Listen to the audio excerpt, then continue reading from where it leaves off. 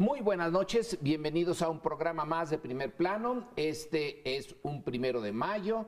Espero que ya hayan regresado a su casa, que estén muy contentos, porque aquí les van a algunos comentarios que a lo mejor les quitan la sonrisa, pero son necesarios. Vamos a empezar yéndonos al norte, siguiendo la tradición norteamericana de los 100 días, los primeros 100 días del presidente. Ha desatado una tormenta la interpretación de esos primeros 100 días. Si usted lee la prensa de allá, la de acá, las televisiones del mundo, pues no se ponen de acuerdo. Trump dice que son los más buenos primeros 100 días que haya habido en cualquier presidencia desde George Washington hasta ahora. Algunos de nosotros tenemos nuestras dudas. Empezamos ese tema aquí en esta mesa. Pues yo tengo la impresión que son los peores. A partir de encuestas, ¿no? De lo que están diciendo, en términos de opinión pública, el 55% reprueba la gestión del presidente de los Estados Unidos y muchos grupos se sienten absolutamente, discriminados por su política y por su propia narrativa, empezando por México. Pero si uno hace un recuento de lo que han sido estos 100 días, han sido puros torpedos. Órdenes ejecutivas a mansalva, lanzándolas sin ningún tipo de dirección u orden. Política exterior han lanzado la madre de todas las bombas, ha atacado a Siria, en fin, todo lo que dijo que no iba a hacer, y en última instancia sigue a pleito casado con los medios. El día de hoy el escándalo es que al de CBS, entrevistándolo en la mañana, le preguntó todavía una opinión y él le dijo: no, mire, ya es suficiente, yo ya corto la entrevista en este momento, y lo bateó literalmente. Yo creo que han sido 100 días de incertidumbre para todo el mundo. No sabemos qué va a pasar con la cuenca del Pacífico. Sigue incierta su relación con China. La mayor parte de los europeos ven con expectación las declaraciones, expectación o preocupación diría, pero creo que de los 100 días que recordamos son, si cabe, peor que los primeros 100 días de Bush. De la alud de comentarios para evaluar esos 100 días, el que me pareció más preciso es uno de un columnista del New York Times, David Brooks, más hacia la derecha que hacia la izquierda, pero muy sensato. Y él hace un llamado a reducir la histeria y la preocupación, porque dice: después de estos 100 días ya nos dimos cuenta que es un personaje errático, pero absolutamente ineficaz. Y termina comparándolo con un esquiador sobre agua. Dice, va deslizándose por el agua y sí, hace algunas olas, pero en los pocos segundos se vuelve a cerrar el agua sin que pase absolutamente nada. Tal vez lleva las cosas al extremo, pero realmente ha impactado poco sobre la realidad. Si uno lo compara con las leyes aprobadas en 1932, con Franklin Delano Roosevelt, 32-33, realmente es impresionante lo que se logró.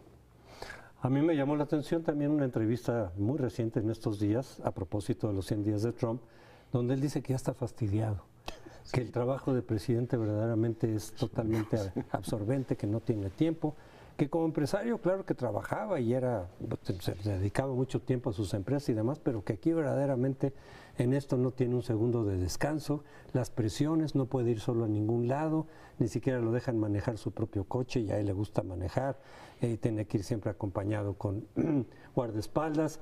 A los 100 días se está fastidiando, claro, de un trabajo que nunca había probado, ni nada parecido, es decir, ni gobernador ni nada, no tenía experiencia política ni de administración pública.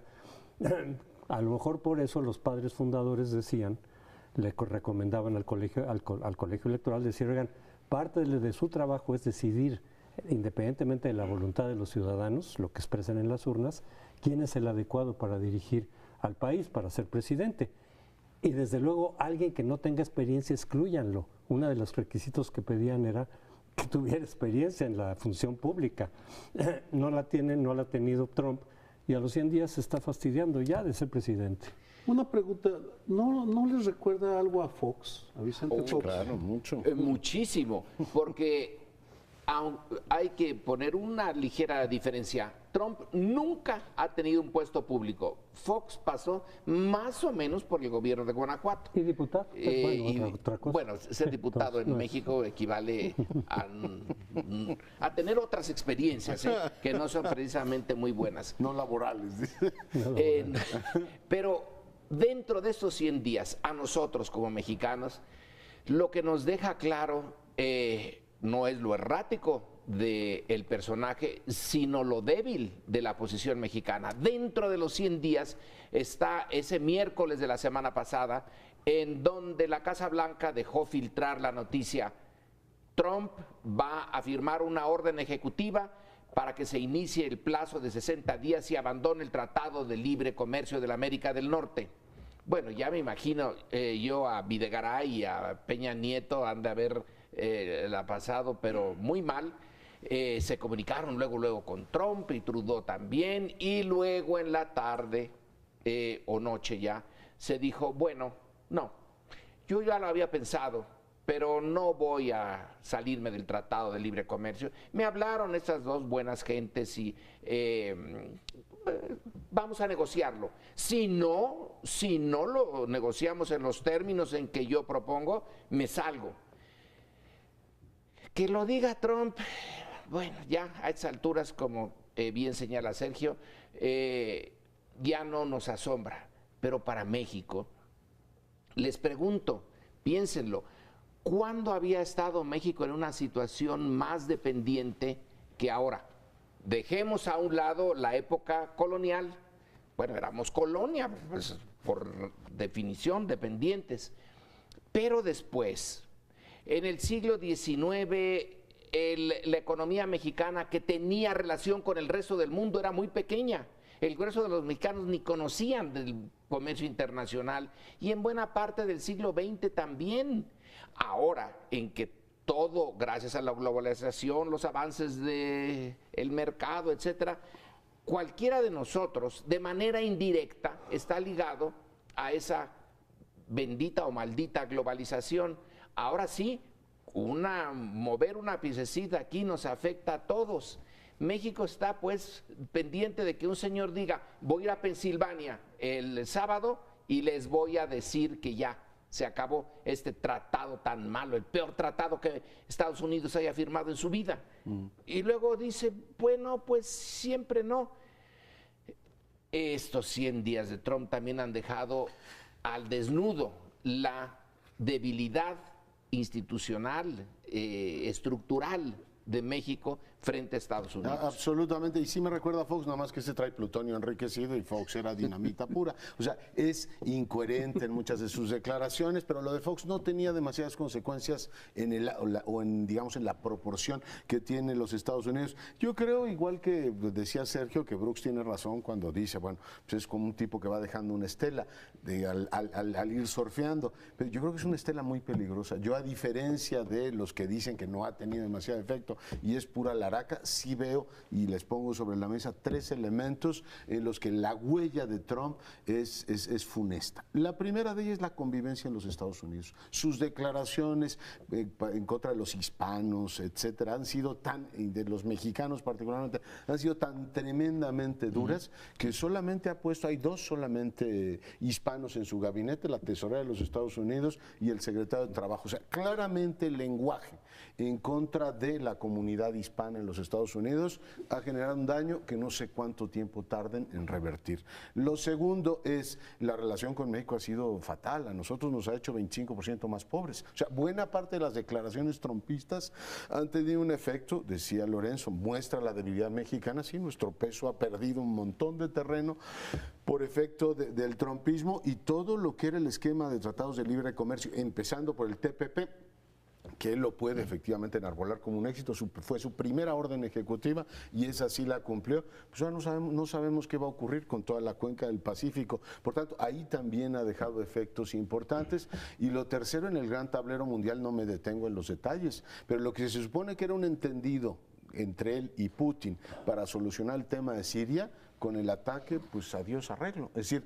el que era su compadre, efectivamente, su compadre político, se entiende, se supone que iba a arreglar con él el asunto de Siria, y de paso desarregla lo que ya teníamos como avance en Irán, con lo cual hay ciertas cosas que efectivamente pues este surfeador boquiflojo sí genera a mi juicio pues un impacto muy directo. Digo, cito esas tres, si veo el éxito que han tenido sus órdenes ejecutivas y las que se han convertido en legislación positiva, pues ciertamente es un mal bateador, porque el legislativo y el judicial le han venido dando palos sucesivos. Pero en esas tres sí tengo la impresión de que marca huella, en el mal sentido de la palabra. Una precisión que vale la pena, a lo que se refería Brooks, y comparto ese punto de vista, es que las expectativas de la hecatombe que iba a causar Trump no se cumplió.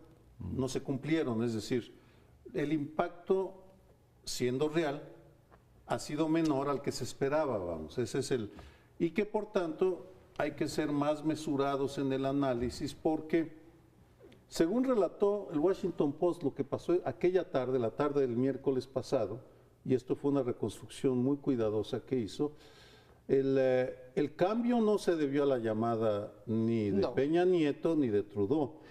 Fueron los granjeros de Estados Unidos que a través de sus organizaciones que le dijeron: vas a arrasar con los productores de maíz, de sorgo, que venden a México 37 mil millones de dólares por año.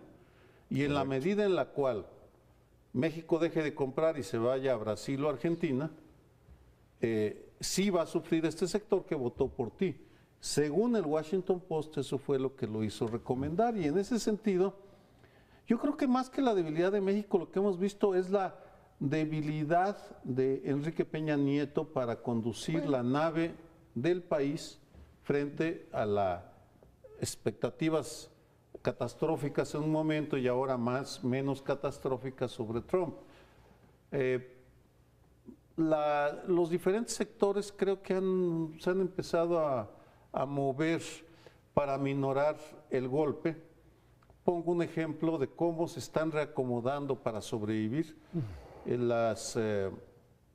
los encuentros entre académicos, que es el mundo en que nos movemos, me muevo. Hay una gran claridad y hay un reacomodo para buscar atemperar el impacto, que sí es real. Por ejemplo, el problema de visas. Y se piensa que las reuniones deben de ser en América Latina y no tanto en Estados Unidos, en fin. Pero esa precisión ahora, totalmente de acuerdo contigo o con ustedes, de que sigue habiendo un margen de incertidumbre enorme. De pronto, cuando Trump está dedicado a sus asuntos de otros países, Siria, Corea, China, como que se olvidó un poquito de México, ¿no? Como que ya no hacía declaraciones, como que... Y luego regresó con lo del Tratado de Libre Comercio, lo del muro también. Y con esas amenazas permanentes, es decir, si no hay un tratado que le beneficie a Estados Unidos, yo me salgo, me paro de la mesa y me voy, y nos dejan incertidumbre. Y en ese sentido hay también un debate de qué hacer en México respecto al Tratado de Libre Comercio. No, por ejemplo, Andrés Manuel López Obrador dice, sí, yo renegociaría el Tratado de Libre Comercio, pero para que sea favorable a México, porque desde su punto de vista el que ha habido hasta ahora no es favorable a México. Lo contrario de Trump piensa lo mismo respecto a Estados Unidos. Y por lo tanto dice que lo dejen, que se espere al próximo gobierno, gane quien gane, y ya con calma se renegocia. Obviamente el gobierno actual dice no, por dos razones. Bueno, por una razón principal. Alargaríamos la incertidumbre. El gobierno quiere ya resolver ese asunto, renegociar en los términos en que se pueda hacer lo mejor posible para México, el Tratado de Libre Comercio, probablemente en este año. ¿Por qué no querría dejarlo para después? Dicen que por la incertidumbre, pero probablemente también porque de ganar López Obrador la renegociación del Tratado de Libre Comercio, suponiendo que hubiera, probablemente serían términos muy distintos a los que renegociaría el gobierno actualmente. Entonces no se lo quieren dejar, por supuesto, a otro gobierno, sobre todo si fuera encabezado por López Obrador. Bueno, como quiera que sea, ya se nos acabó el tiempo. Para nosotros, Trump, por angas o mangas, es un problema de fondo, y necesitamos reforzar nuestra posición con el supuesto de que estos 100 días se van a prolongar hasta que terminen los 4 años. Nos vamos, un corte, espéranos y volvemos.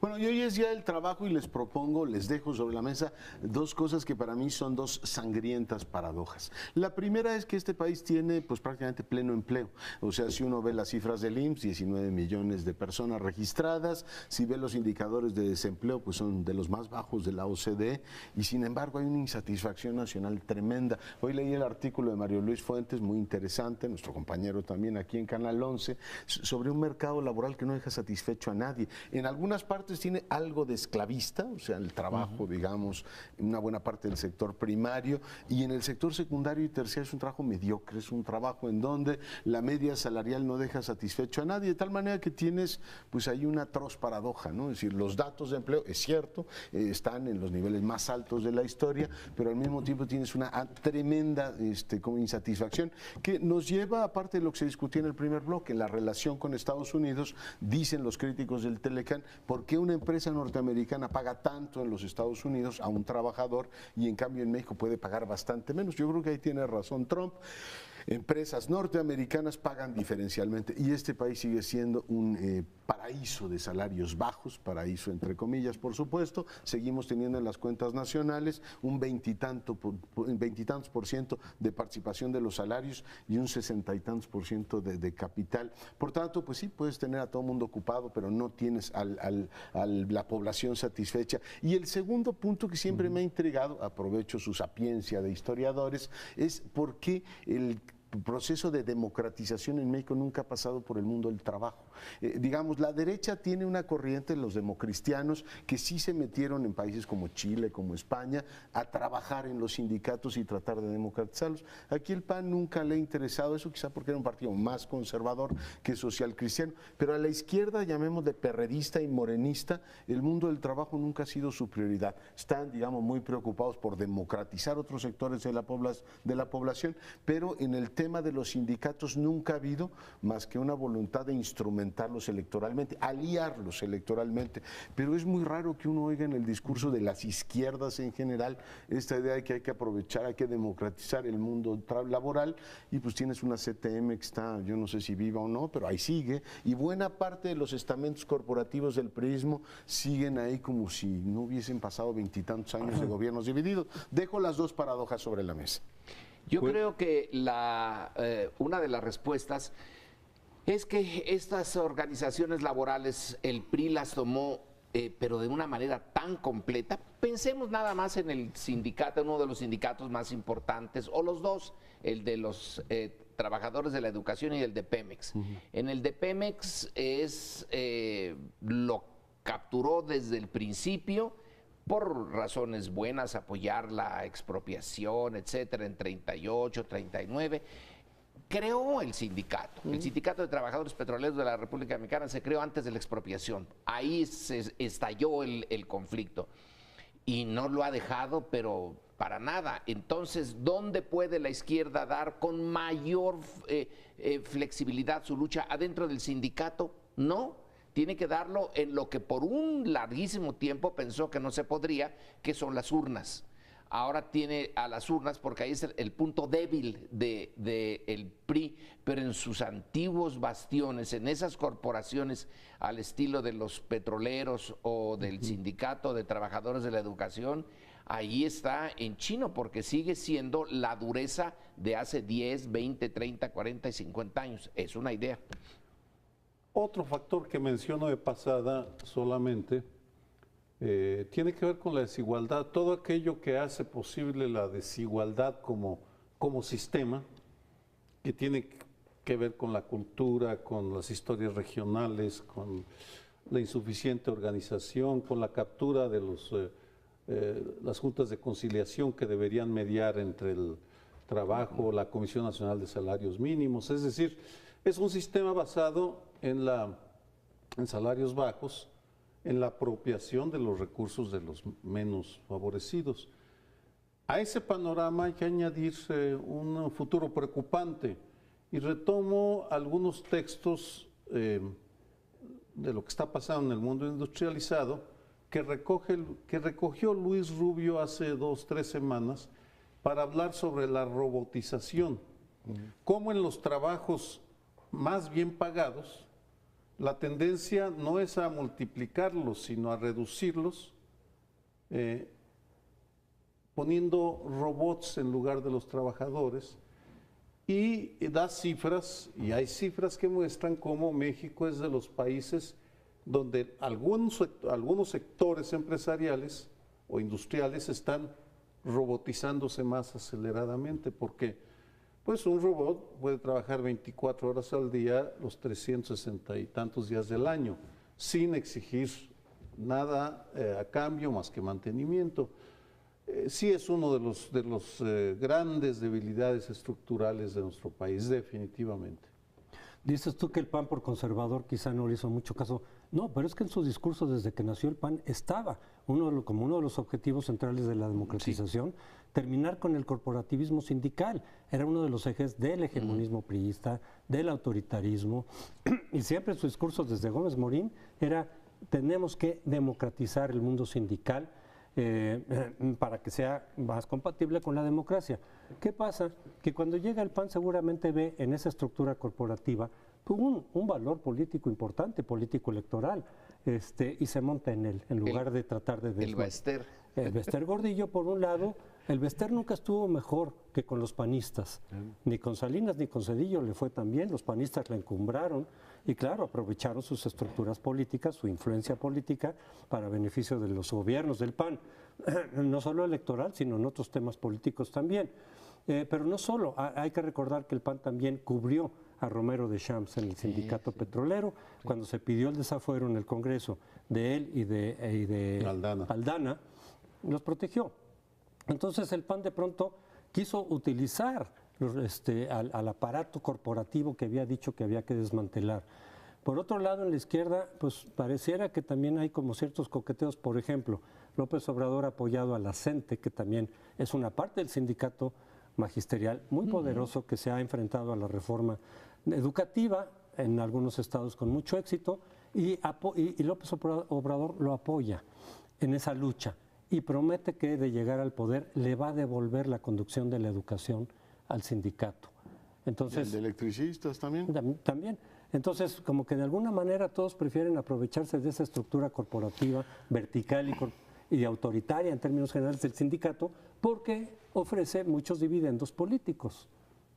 Lo cual me parece una paradoja. O sea, tú dices, a ver, estos instrumentos de control corporativo resulta que pues, me interesan si tienen algún rendimiento político. No solamente los gobiernos panistas usaron los que tú ya mencionaste atinadamente, también trataron de echarse al guante al del Instituto Mexicano del Seguro Social. Pero la lógica era siempre no democratizar el mundo del trabajo ni nada. O sea, me trae 80,000 votos, pues vénganos tu reino, y así han venido funcionando. Tú ves el sindicato del metro aquí, el mismo dirigente en la plena capital, ha aguantado todos los gobiernos democráticos y ahí sigue. Y tranquilamente es un factor de poder del PRI. Y la lógica de los gobernantes, de los sucesivos gobernantes, pero voy más allá, de los partidos políticos en sus programas de actuación, les ha importado un pepino democratizar el mercado de trabajo o el mundo del trabajo, decir, oiga, independientemente de lo que nos pueda servir Romero de Champs o cualquier otro, el mundo de los trabajadores petroleros se tiene que democratizar. En casi todas las transiciones de América Latina, el gran cambio viene en el mundo del trabajo.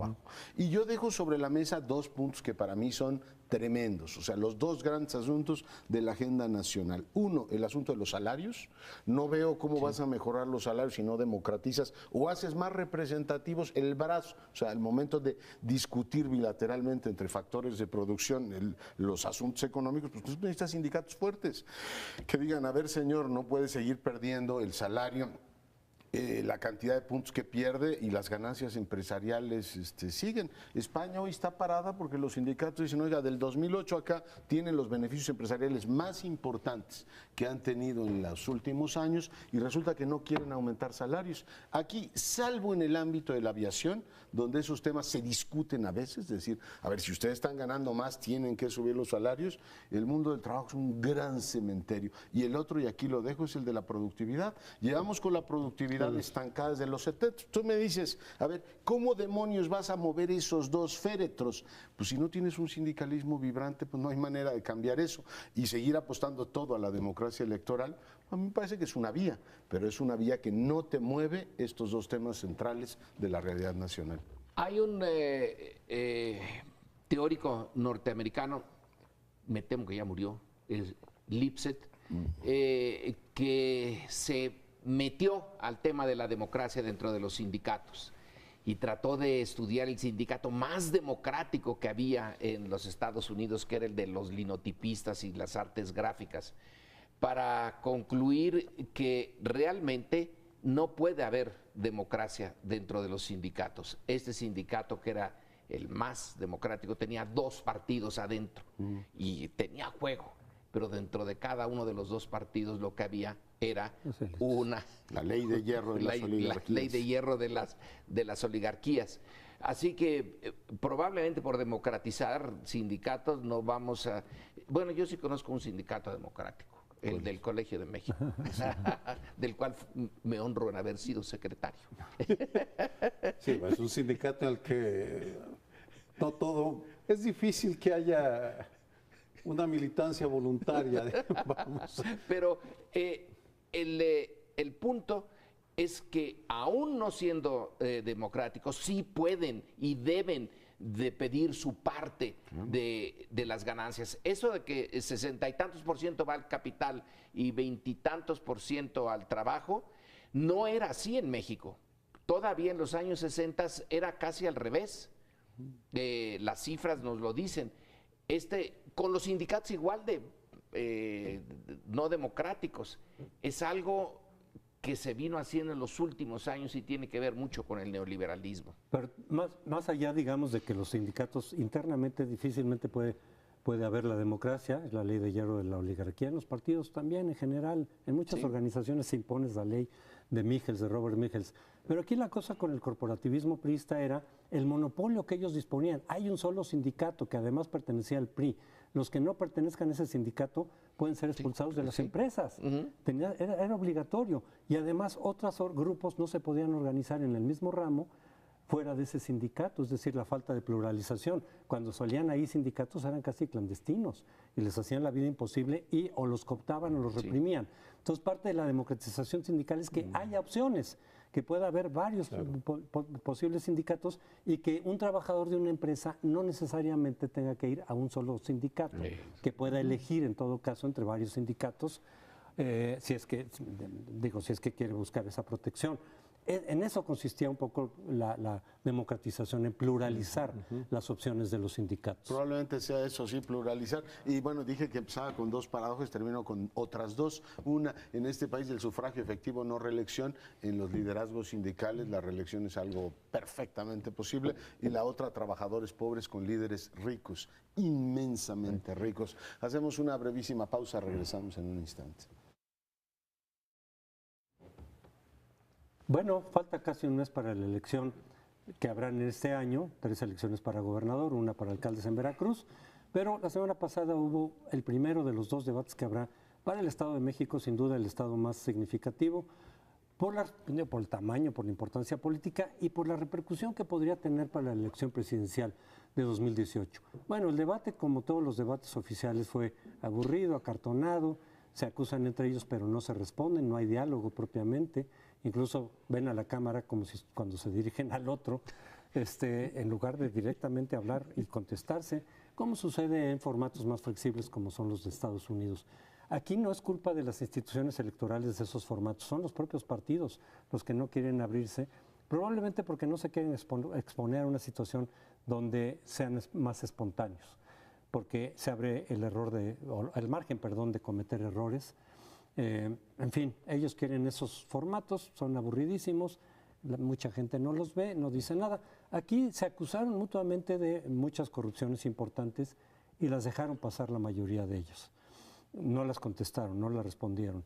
Pero hay un trascendido por ahí, que no sé si se va a cumplir o no, de que a raíz del debate pudo haber Josefina subido, haber adelantado, porque estaba en tercer lugar en las encuestas hasta entonces, y que en cambio Delfina bajó por la acusación que se le hizo reiteradamente de haber cobrado el diezmo, esta práctica, digamos, de cobrarles a los trabajadores una parte de su sueldo para fines electorales del partido, en este caso de Morena. De su grupo, no del partido, de la tribu. Del grupo de Higinio. Sí, de Higinio, pero digamos, exacto, pero en cuestión electoral. Claro, sí. Y Higinio siendo parte de Morena.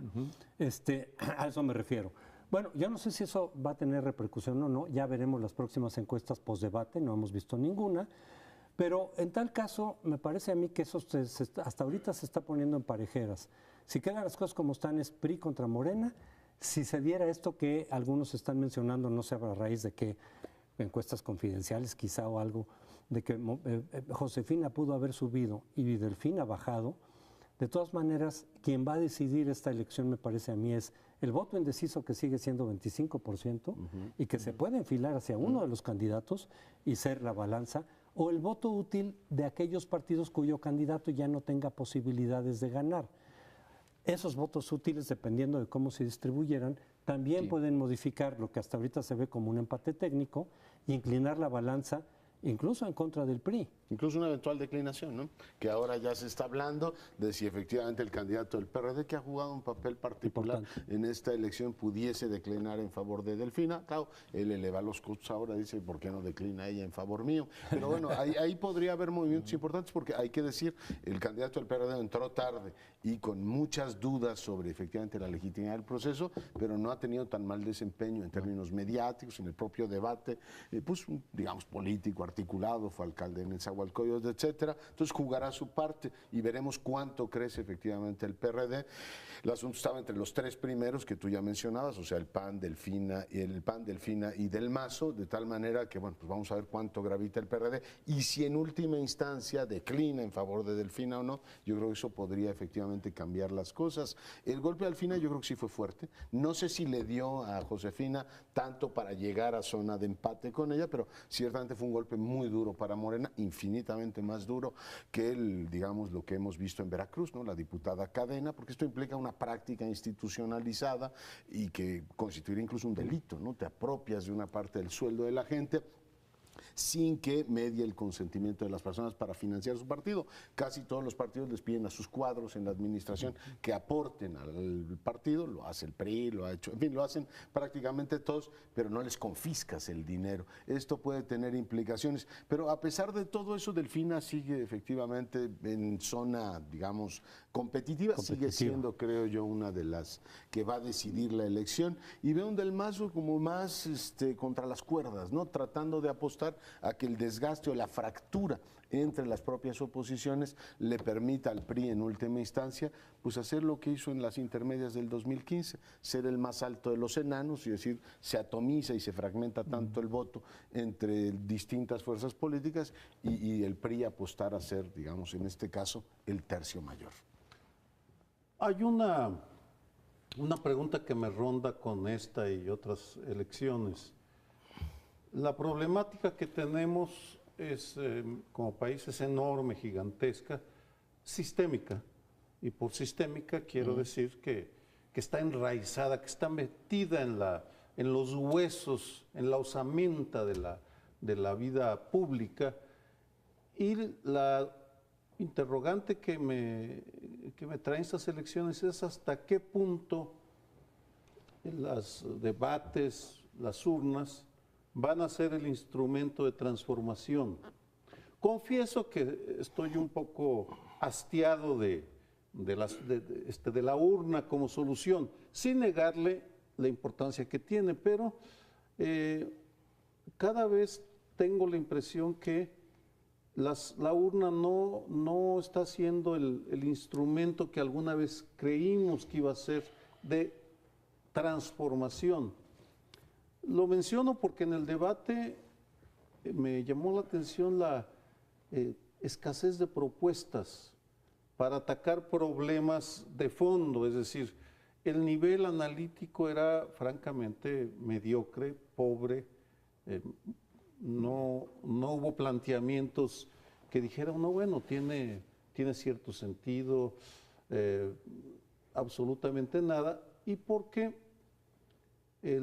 las prácticas tan comunes de la compra, coacción del voto, de la intervención del crimen organizado, del dinero que fluye por todos lados, se mantiene, y en ese sentido creo que la interrogante es incluso en el Estado de México, no digo en la presidencia, que sería otro análisis, pero hasta qué punto Morena sería una gobernadora de Morena sería la fuerza transformadora en el Estado de México. Bueno, las urnas decepcionan, pero yo creo que en esta coyuntura no hay alternativa. O son ellas o no es nadie, porque no hay forma de pensar cuál sería la alternativa.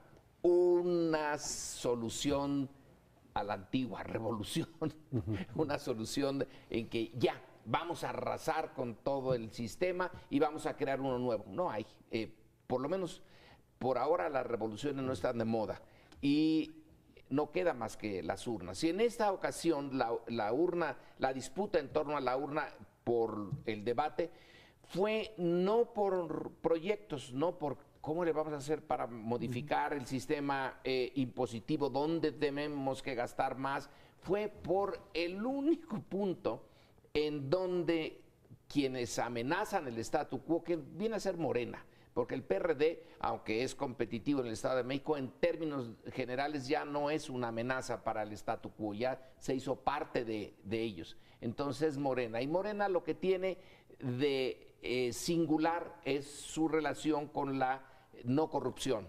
Entonces le tienen que, sus enemigos, eso es obvio, es lo esperado, tienen que buscar las áreas en donde puedan hacer lo mismo que hicieron con Ahumada, hizo con Bejarano y con Imaz, y dar esos golpes en partes blandas.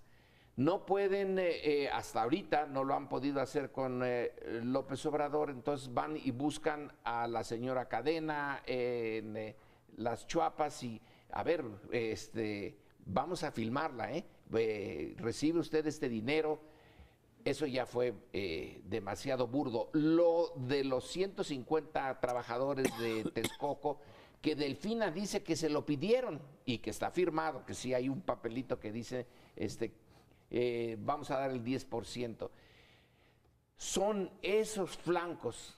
El debate va a ser sobre la honestidad, sobre la corrupción o falta de corrupción, no sobre el proyecto en relación al gasto, en relación a la educación, en relación a la enorme, brutal, mala distribución del ingreso que el Reforma puso ayer en su revista, la completa polarización en el Estado de México, hasta físicamente unos grandes edificios y al ladito una cosa de pobreza. Eso que es lo que debería de interesarnos no está por ahora. Va a ser nada más un monotemático. Eso de Texcoco, eso de la práctica de Texcoco, ya hubo un caso anterior, ha habido muchos casos antes, desde luego, pero en uno relacionado con Torreón, el Tribunal Electoral dijo que de todas maneras era ilícito, aunque fuera voluntario, porque pueden estar sujetos a coerción, decir casi puedes perder el trabajo, estás aquí porque el partido está gobernando, lo declaró como ilícito el tribunal. Pero en una encuesta de la semana pasada de Reforma, antes del debate, todos los indicadores son en contra del PRI, todos los indicadores son contra el PRI, es 80% que quiere alternancia, es el candidato más mentiroso y más corrupto es Del Mazo, luego los ponen parejeras, Delfina contra Del Mazo y gana Delfina por 15 puntos de diferencia. Luego Josefina contra Del Mazo y gana Josefina por 10 puntos de diferencia. O sea, de los tres competitivos, Del Mazo es el menos aprobado. Sin embargo, está en empate técnico y podría ganar. Claro. No podemos descartar la posibilidad de que gane el PRI todavía, que yo diría sería por dos razones, una combinación de dos razones. Primera, toda la compra del voto, el aparato volcado del gobierno incluso federal, etcétera, el despliegue de los programas sociales inducidos, eso desde luego que puede contar. Y la otra, la fragmentación del bloque antipriista, que es mayoritario, claramente, pero en varias opciones. Josefina, Delfina, Juan Cepeda, sobre todo, y eso fragmenta el voto que le podría permitir al PRI todavía ganar con una mayoría relativa y exigua, pero suficiente para que se le dé el triunfo. Y creo que por ahí va el juego, ¿no? Ser el más alto de los enanos y, bueno, pues hacer que Josefina se pelee con Delfina y Cepeda le pegue al otro, fracturas lo suficiente, han metido dos independientes, ahora creo que Isidro Pastor regresa, ¿no? Lo sacaron del debate y creo que ya le van a volver la candidatura y decir, a ver, tú ves sacando efectivamente los votos de donde sea y como vimos en las elecciones federales del año 15, pues la atomización beneficia al más grande y yo creo que por ahí va efectivamente la apuesta del PRI en ese sentido yo también creo que puede ganar, es decir, entre los escenarios está efectivamente, a pesar de que hay una animadversión fuerte en contra del priismo, podría resultar triunfador. Sí, en todo caso no se puede descartar ese escenario, pero regresamos al último segmento. En este último bloque vamos a discutir el uso de los verbos en la política, porque todos los partidos y los candidatos buscan aquel concepto que capture la esencia, el sentir de lo que buscan, de lo que proponen. Y me voy a quedar en el Partido Acción Nacional porque el fin de semana pasada, en una nota de periódico muy llamativa, apareció un verbo que creo captura la transformación, la metamorfosis vivida por el Partido Acción Nacional, que en su primera etapa se podría identificar con el verbo bregar, porque viene de una frase muy famosa de que la lucha panista era una brega de eternidad para lograr la democracia, de Manuel Gómez Morín, el fundador del Partido Acción Nacional, y era una frase que la tenían muy metida en los huesos. Nosotros bregamos toda la eternidad si se puede, pero somos fieles a los valores. El PAN cambió por el verbo optar, y voy a dar dos ejemplos. El primero que me llamó la atención fue sucede que en Durango hay un gobierno panista y detienen a un corrupto de Nuevo León, lo meten a la cárcel. En la cárcel, cuando está detenido, le entra un ataque, al parecer, al corazón, fingido o real, no lo sé. Se lo llevan a un hospital con policías, se sale caminando con bata y se fuga, está fugado. La explicación que da, lo que más me impresionó fue la explicación que da el procurador de Durango, que dice, pues sí, el señor estaba detenido, pero optó por salirse caminando. Optó. Y bueno, yo creo que si nos vamos, hay muchos ejemplos.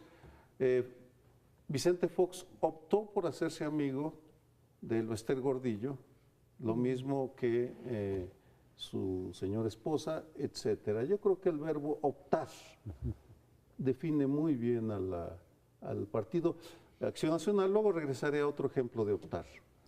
Pero yo me imagino que en el caso de quien está en prisión, pues todos optarían por salir. No sé si hay alguien que esté ahí voluntariamente. Hay que preguntar después, ¿optó usted por quedarse? Optan por quedarse. Pues la cosa es precisamente que aunque opten salirse, no puedan salirse. Entonces, digamos que esa opción no debería de existir como tal. Simplemente está reflejando pues la ineficacia de nuestro sistema penitenciario. Pero hablando de optar también y hablando del PAN también, en el Consejo Nacional que tuvo lugar este sábado, pues Felipe Calderón está reclamando otra vez la falta de un piso parejo. Está diciendo que los spots que utiliza Anaya habitualmente deben ser solo para los candidatos que están compitiendo. Algo que ya se había dicho el año pasado en relación con las elecciones del año pasado. Es decir, los spots del partido deben ser para los candidatos que están compitiendo. En este caso Josefina, en fin, el de Colima, el de Nayarit, perdón, el de Coahuila, y los de Veracruz, es decir, y que no sea el presidente, porque evidentemente se está beneficiando él políticamente de eso. Y también dijo que podría optar por salirse del partido, ya en la confrontación que ha tenido ahí con varios personajes, lo cual nos lleva a un punto también para el 2018 que puede ser decisivo, si el PAN llega unido o no, porque el PAN hoy por hoy puede competir para el 18, creo que será de los punteros junto con López Obrador, siempre y cuando llegue unificado en torno al candidato que decida, a final de cuentas. Esa es una incógnita que está pendiente en el proceso panista. Si llega unificado, tiene posibilidades de competir para el 18.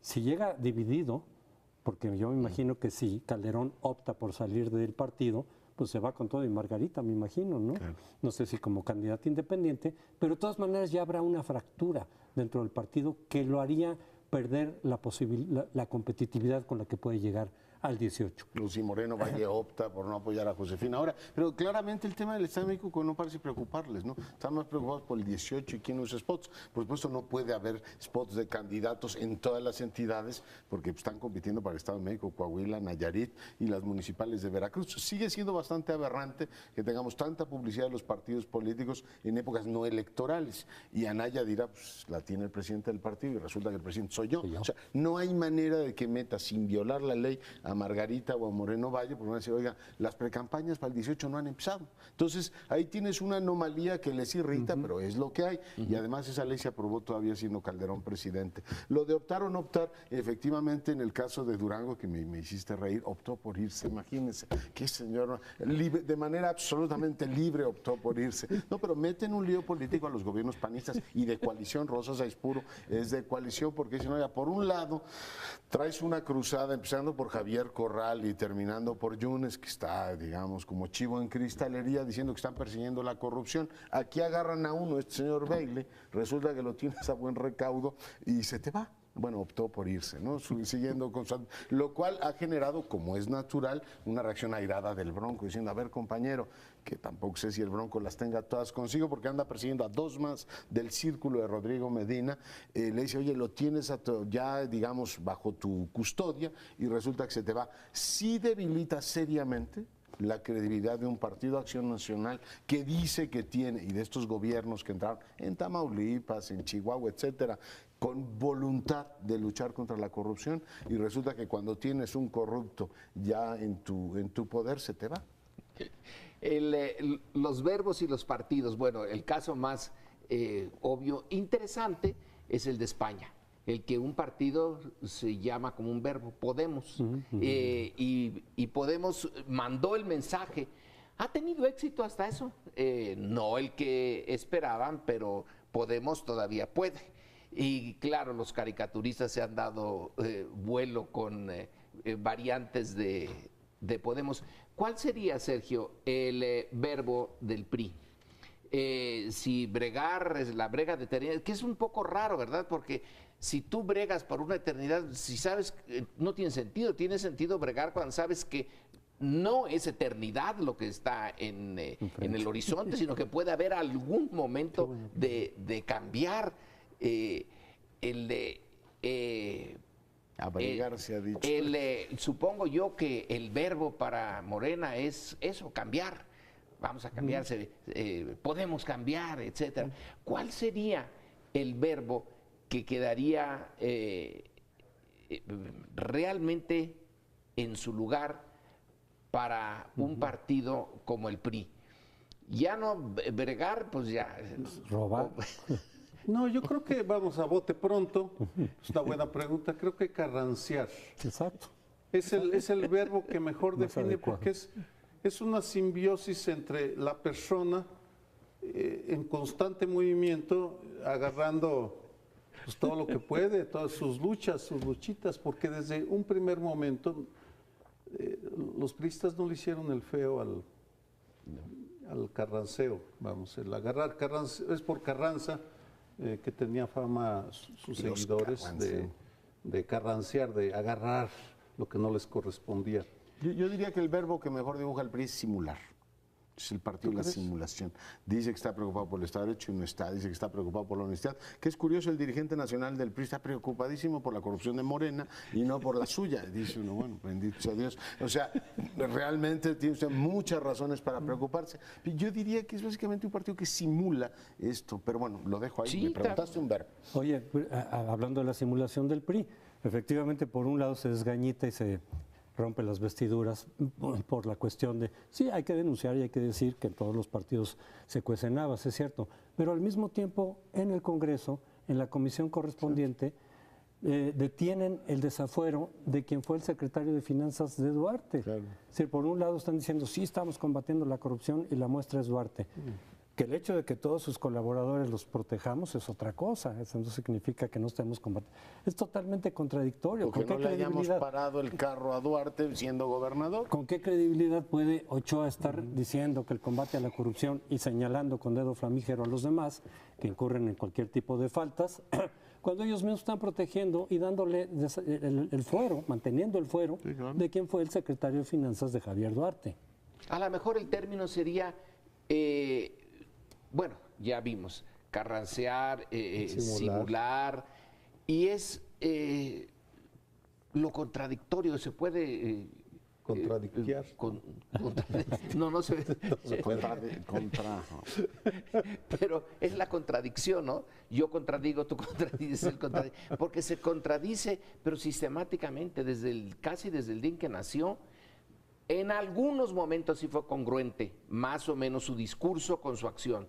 Yo pongo el tiempo de Cárdenas, pero después de eso, la contradicción es el contradecir entre el hacer y el discurso, es una de sus características más permanentes. Estamos terminando, hay un punto que solo enuncio, el escandaloso apoyo que dio Ricardo Anaya para una segunda ley Televisa. Así como Fox optó por apoyar a Televisa y TV Azteca, ahora Ricardo Anaya de instrucciones que aprueben. Una vergüenza lo que está pasando con el PAN. Terminamos, hasta la próxima semana. Y eso tiene que ser por su deseo de ser candidato. Por ¿no? supuesto, que Televisa igual que Fox.